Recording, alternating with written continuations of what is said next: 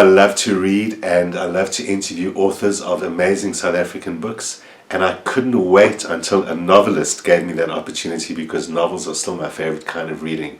And my dear friend, the delightful Rahla Xenopoulos, has just released her latest book, her fourth book and third novel, The Season of Glass. It's amazing. It's got reincarnation, it's got astrology, and it's got a deep and meaningful story about the human condition over time. It's extraordinary. So I took the opportunity to talk to Rahla. Join us. So Rahla Xenopoulos, I am thrilled to be here in your house and to be talking to you, which I've wanted to do, I think, since you started this book. I mean, maybe longer. But I remember when you started this book, and I knew nothing about it. This book is The Season of Glass. And I knew nothing about it at the time, but you gave intimations that right from the beginning I knew it had some kind of a mystical quality to it that was definitely going to interest me. But I thought, I'm going to wait, like everyone else. Like a man, yeah. Well, also everyone else waiting for Rahla's new book, you know. I mean, you're an established writer and novelist in particular, especially, I should say. Yeah. And I think many people are waiting to see what there's you and my mom and my husband and my publisher. Apparently. Well, you know, I remember all the way back to Bubbles, which was your first book, right? Second book. Yeah. Which one came first? My memoir. Oh, so that was a life of... A memoir of love and madness. Love and madness. Yeah. So you started off essentially kind of as a biographist, memoirist. Well, the thing is that I'm not the girl who was born to be a writer. So one has to remember that. I'm the girl... So how are you the writer? Well, so I was the girl who flunked at school, who didn't get a matric, who got expelled a couple of times, who just really didn't do so good in that system. Right. So I never thought, I was always a big reader, but I never thought I would become something as fancy and lofty as a writer. Of course now I know how fancy and lofty writing really is. But then when I was 36, somebody took me to a writing workshop. Wow. And I said, I can't possibly come, I don't write. And she said, just come and be my buddy. So I went to sit with her. And I was very blessed in that the workshop I went to was with an amazing teacher. And the other writers in the workshop were all extraordinary. And the minute I picked up that pen, I felt like that sense of homecoming. Wow. And then I had an urge to write that. I felt a responsibility to tell that story. And others. So it's important that it's not necessarily something that's always waiting to bust out. It was like unlocked in you. No, I mean I do. You meet a lot of, in teaching I meet a lot of people who are like, I wrote my first book when I was 4. Right. And I came out the womb. Right, exactly. So I just wasn't, I'm very impressed by those people, but I wasn't one of them. But the memoir then was really about, you really felt a responsibility to tell that story. I felt like I had a social responsibility because I felt like mental illness is so grossly misunderstood. So it's about your experience with bipolar disorder. Yeah.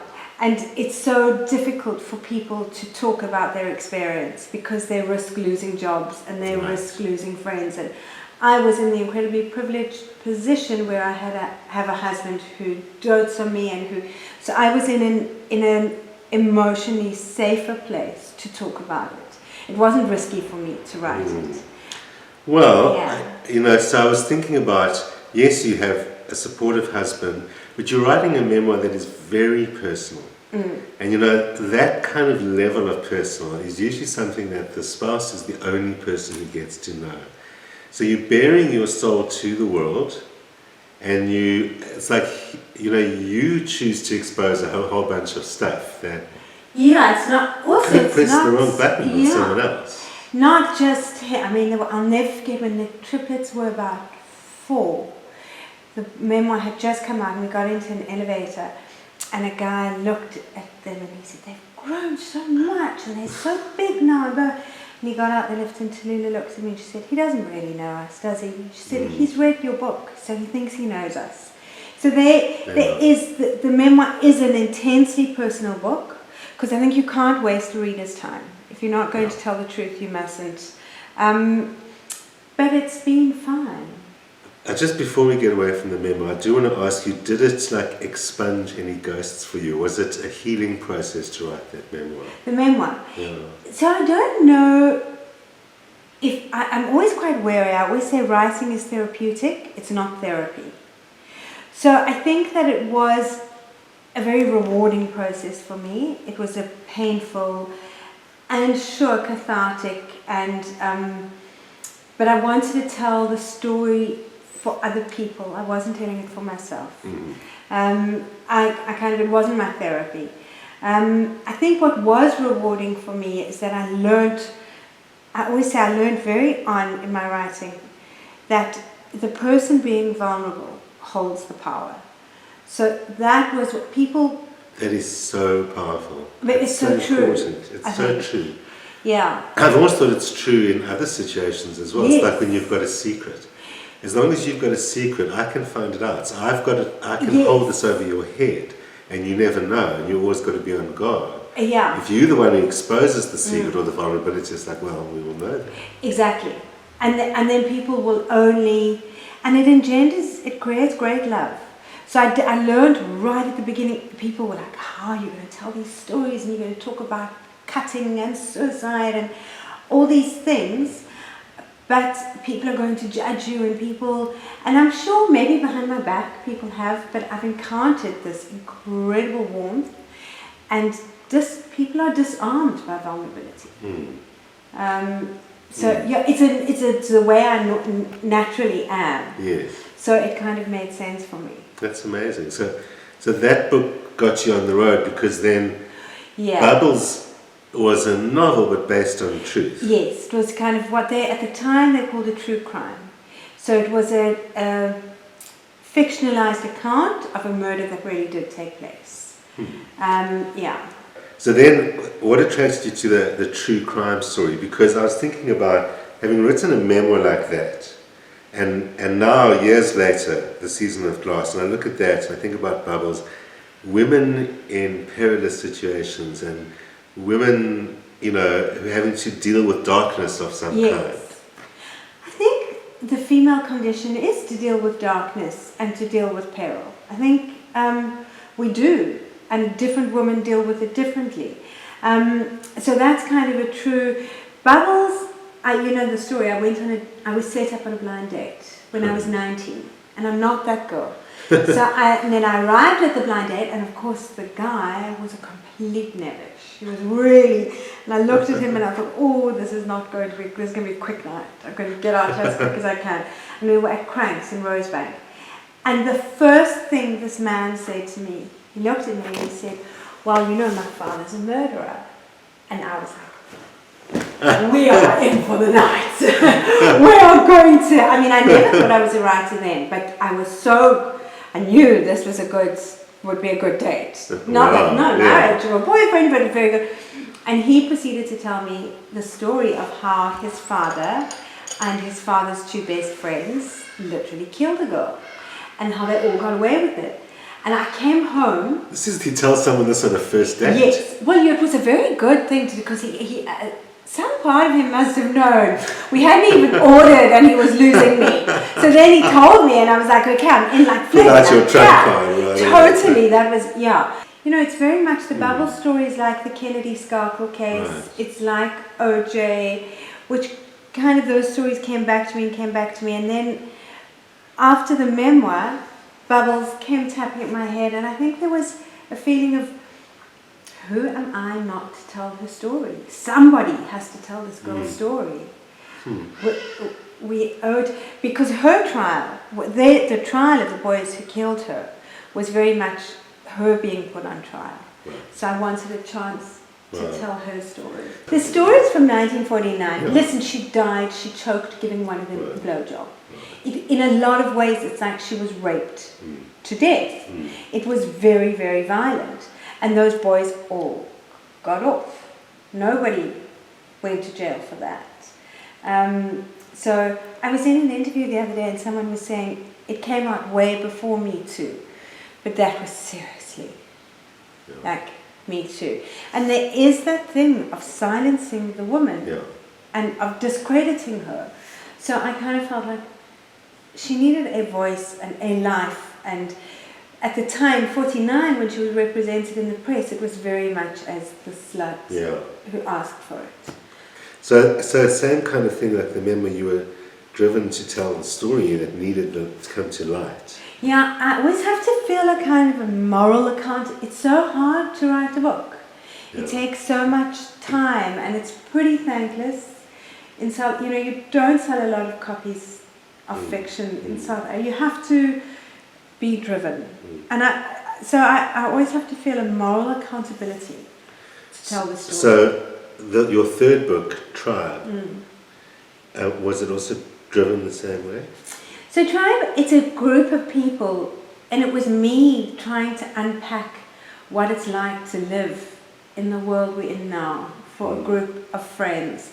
And it was unpacking connection and disconnection, and how social media affects connection, and how materialism affects connection, and how that's all we need, really.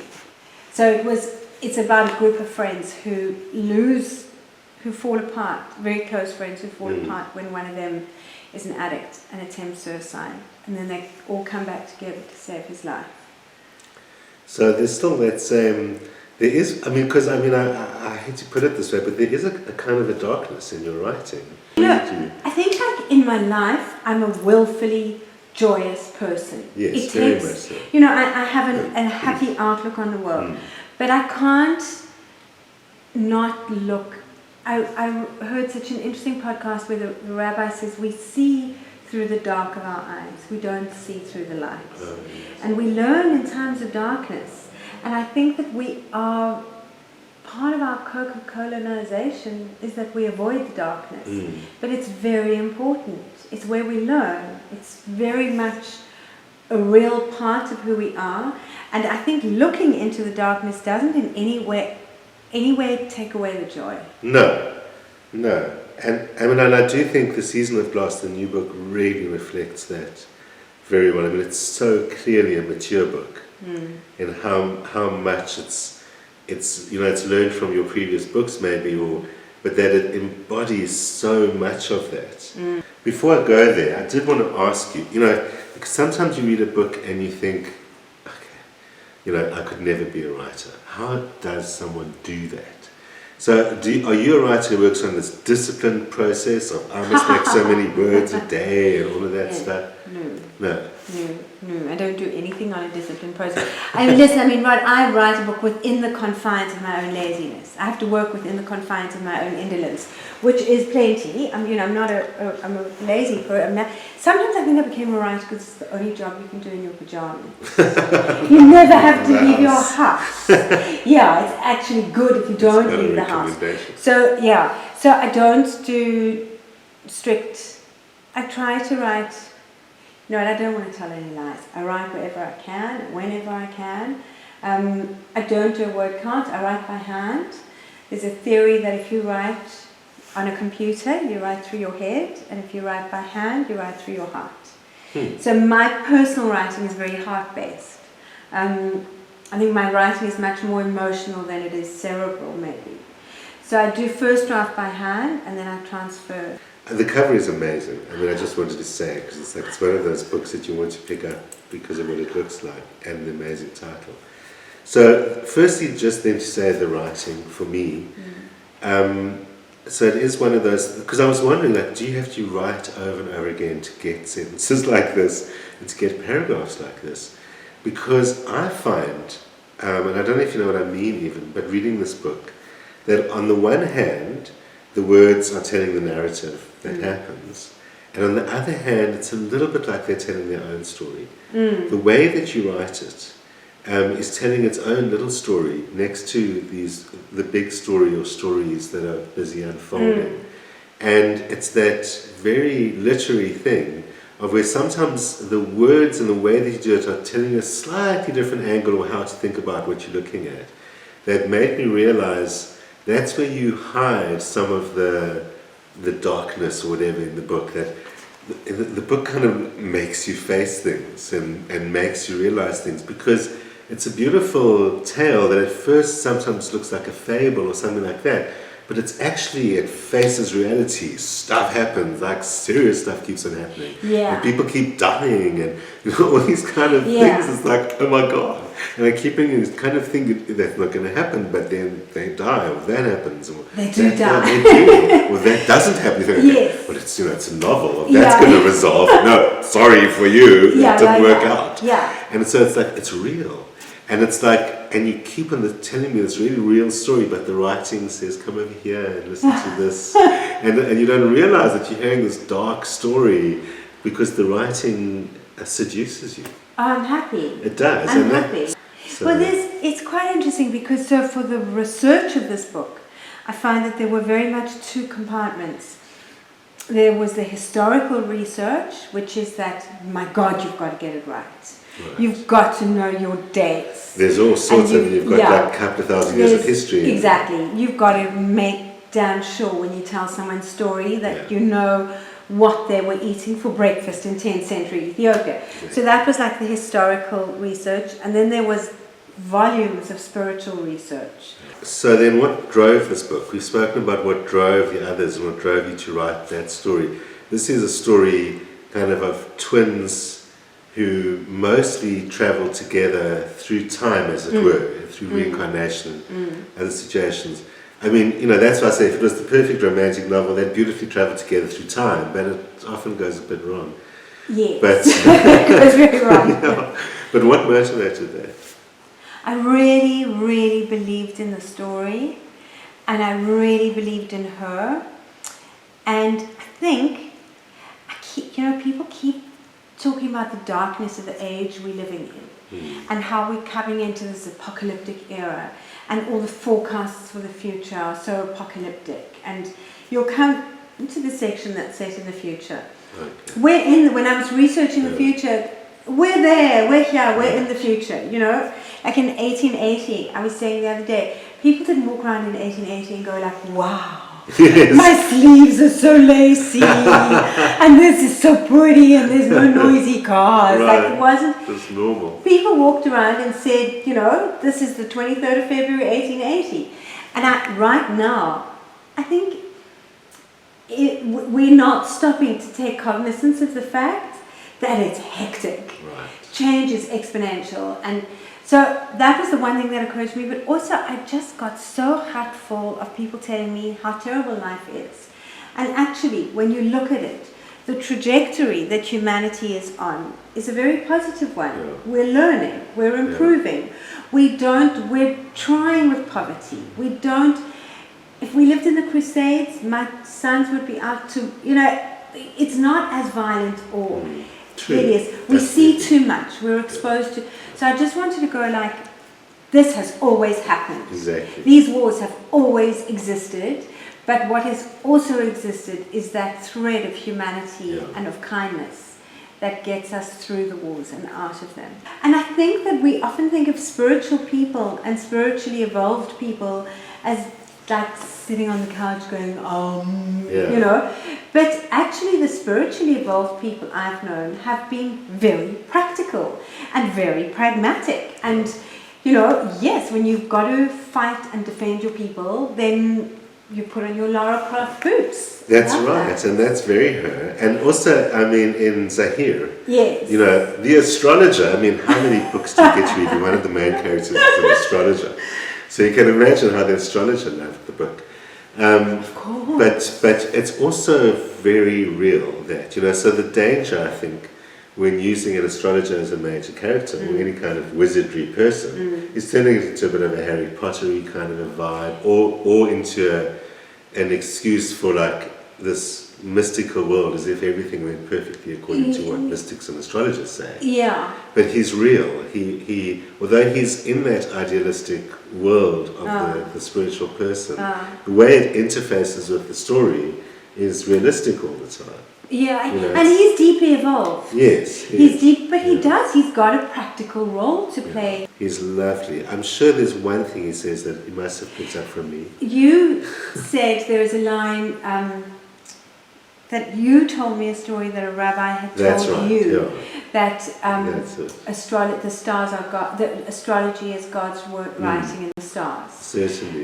So, and I googled it, I looked it up, Yeah. because I thought I don't want to say that Absolutely. and it was Yeah. that was, you told me a beautiful story about that. Yeah. So I'm constantly like a sponge taking in and absorbing. So the historical research, I did learn it, but the spiritual and the lessons, I surrounded myself with people like you, who could teach me, because I didn't get that schooling. Well, I mean, I think you managed very well to pass that on. I mean, for a book about spiritual, about religion, about astrology and reincarnation. Also I didn't want people to go like, oh, that hokey pokey, she's doing reincarnation. Nothing hokey in it at all. I mean, I heard a thing the other day that the first rule of physics is that nothing can vanish. I just thought, okay, so if the grocery bag can't vanish, how can a human soul? Right. How can a whole life? Right. If your grocery bag can't disintegrate, how can a whole person? Yeah. So for me, reincarnation is a deeply scientific thing. It's not hokey pokey. Makes obvious sense. Actually. Yes, it's sensible. And I really wanted I wanted the book to be sensible. Yeah. Well, it does. I mean, sometimes reality comes up real close. The South Africa section, and I'm not going to talk in any detail about that because I want people to discover that for themselves. Yeah. But it blew me off my couch a little bit, that South Africa section. Well, we were both, it's June 1676. Yeah, so you and I, we similar I was age. at school, Yeah. I was at school, I was in Standard 6. I remember that day extremely well. Yeah, one does. And so that's why for me it was so immediate straight away. Yeah. But I mean, apart from historically remember June the 16th, it was actually that day, and I can remember exactly that day extremely well. So and in the strangest way, that section of the book is told in the lightest way because of her personality. Yeah.